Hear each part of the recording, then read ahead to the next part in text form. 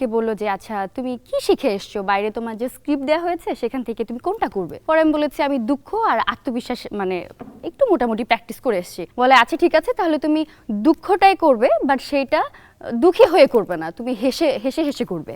দুঃখটাকে আপনি একটু এইভাবে বলেন তো, দুঃখটাকে আপনি সুখের মতো করে বলেন। আমি প্রথম লাইনটা ভুলে গেছি। আমার কি সত্যি কোনো মূল্য নেই? ও আচ্ছা হ্যাঁ, আমার কি সত্যি কোনো মূল্য নেই? আমার মনে হয় সবাই আমাকে এড়িয়ে যায়। দুঃখ পাচ্ছেন? এত দুঃখ না, মানে আছে না যে আমার সত্যি কি কোনো আমার মনে হয় সবাই আমাকে এড়িয়ে যায়। অ্যাক্টিং করে দেখানোর পরে আমাকে আবার আগের দিনের মতো বললো এবছর তোমাকে কার্ড দেওয়া হবে না। তো আমি মনে মনে ভাবছিলাম এবার কি সত্যি দুষ্টুমি করছে নাকি আসলেই দিবে না। তো আমি একটু চুপ হয়েছিলাম, তারপর আচ্ছা থাকতাম, মন খারাপ করো না, কার্ডটা নিয়ে চলে যাও। দেন আমার মনে ও মাই গড, আমি এত নার্ভাস ছিলাম। আলহামদুলিল্লাহ ইয়েস, দেন আমি বাইরে চলে গেছি। প্রিয় দর্শক, আমরা সবেমাত্র দীপ্ত স্টার হান্টের এই যাত্রা শুরু করেছি। আশা করব আপনারা শেষ পর্যন্ত পাশে থাকবেন। আসলে আমরা চেয়েছি যে প্রত্যেক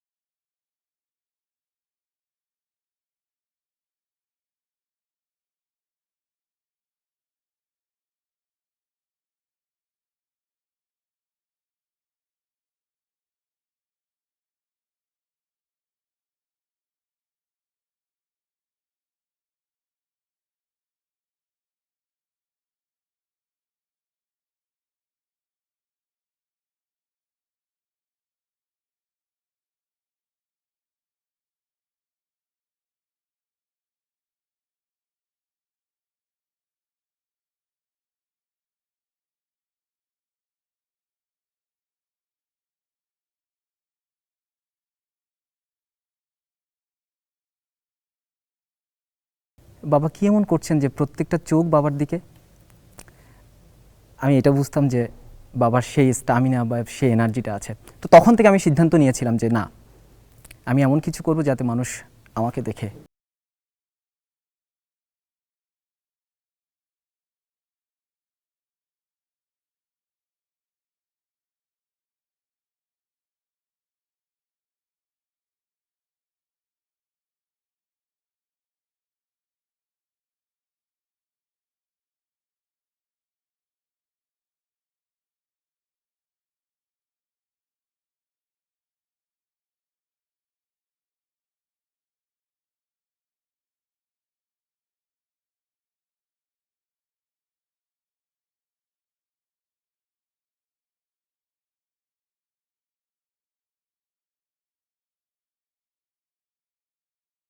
বিশ্বাস করো তুমি পারবে। তারপর বিচারকরা আমাকে বললেন যে তুমি একটু হিরোর মতো হেঁটে আসো। আসলাম। হিরো হিরো একটা এক্সপ্রেশন দাও তো, ওখান থেকে একটু করে হেঁটে আসো।